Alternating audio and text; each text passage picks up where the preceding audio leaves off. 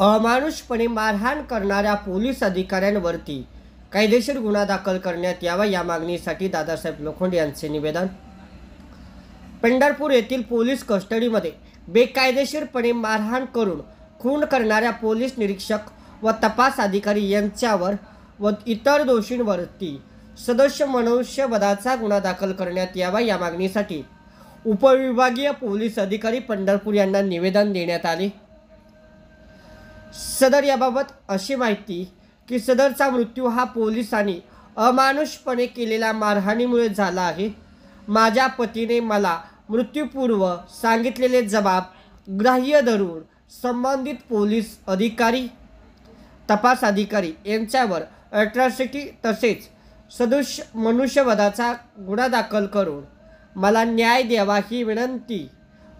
तसेच हा गुन्हा संगनमत करून घडवून आणलेला आहे व कायदा सुव्यवस्था पासून बचाव करण्यासाठी यामधील संपूर्ण पुराव्यांची छेडछाड करून संपूर्ण गुन्हा दाबण्याची शक्यता असल्यामुळे तात्काळ गुन्हा दाखल करून postmortem report, CCTV camera, mobile call details याची तपासणी करून दोषींवरती योग्य कारवाई करावी अशी आशयाचे पत्र पंढरपूर उपविभागीय पोलीस अधिकारी यांना देण्यात आले आहे।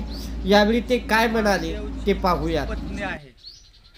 महादेवनी सोलापूरच्या सिव्हिल हॉस्पिटलमध्ये मृत्यूपूर्व जबाब दिलेले आहेत की मला पंढरपूरच्या पोलीस निरीक्षक जे कोणी असतील त्यांच्या आदेशाने संबंधित पोलीस कर्मचाऱ्यांनी बेदम अमानुषपणे मारहाण केलेली आहे आणि त्या मारहाणीमुळे मला कसं तरी होतंय, माझी तब्येत खालावलेली आहे, मला जेवण जात नाही, मला चक्कर येते आणि असं म्हणत असताना संबंधित पोलीस कर्मचाऱ्यांनी त्याला उपचाराच्या खाटाला बेडी घालून आतंकवाद्यासारखी बेडी घालून त्या खाटाला अटकाव करून ठेवलेलं होतं।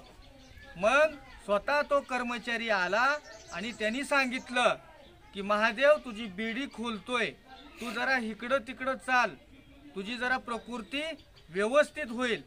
असं म्हणल्यानंतर पुन्हा महादेव 2 चकरा मारल्या, खाटावर झोपला आणि खाटावर झोपल्यानंतर जवळ असलेल्या पत्नीनं पाहिलं की तोंडाला काहीतरी त्याच्या फेस आल्यासारखं तिनं पाहिलं।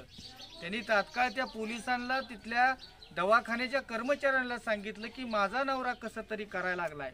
असं म्हणल्यानंतर तिला बाहेर काढलं, दरवाजा लावून घेतलं आणि पुन्हा माघारी आल्यानंतर 8 ते 8:30च्या सुमारास महादेवनी प्राण सोडला, महादेवचा मृत्यू झाला अशा पद्धतीचं सांगितलेलं आहे।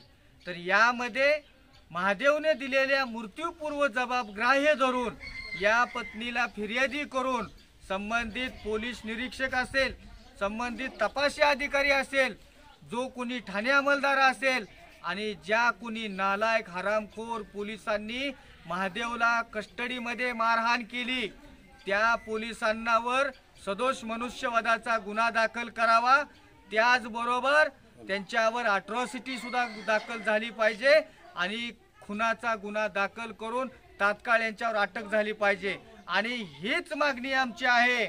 आणि या FIR दाखल करून त्यांना तात्काळ अटक करा आणि त्यानंतर तुम्ही तुमचे काय असतील ती CCTV फुटेज असेल, कॉल डिटेल्स असतील, जी काही एव्हिडन्स पुरावा असेल या गुन्ह्याची चौफेर चौकशी झाली पाहिजे। हा गुन्हा दाबण्याचा प्रयत्न आहे। या गुन्ह्यामध्ये संपूर्ण पुरावे नष्ट करण्याची शक्यता नाकारता येत नाही।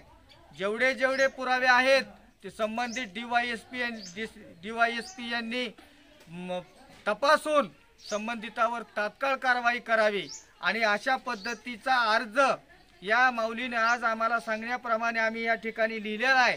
त्यामुळं कुणालाही या गुन्ह्यामध्ये पाठीशी घालता कामा नये।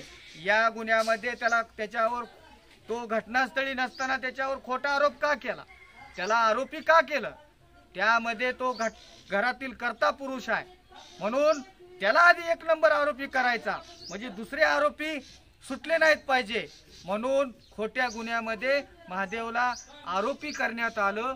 एखाद्या दलिताला उपेक्षिताला खोट्या गुन्ह्यामध्ये आरोपी करणं हा पण एक कायद्याने गुन्हा आहे आणि कुठल्या तरी पुढाऱ्याचं नाव सांगून त्याला कोर्टाच्या रिमांड न घेता पूर्व परवानगी न घेता बेकायदेशीररित्या अटक करून त्याला कस्टडीमध्ये मारहाण करणं ह्यामध्ये पण बेकायदेशीरपणा झालेला आहे।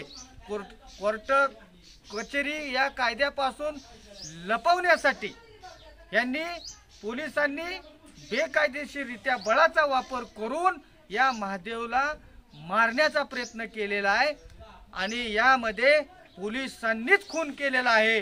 म्हणून महादेवच्या पत्नीला फिर्यादी करा आणि संबंधितावर तात्काळ गुन्हे दाखल करा। या मागणीची जर पूर्तता तुम्ही तात्काळ नाही केली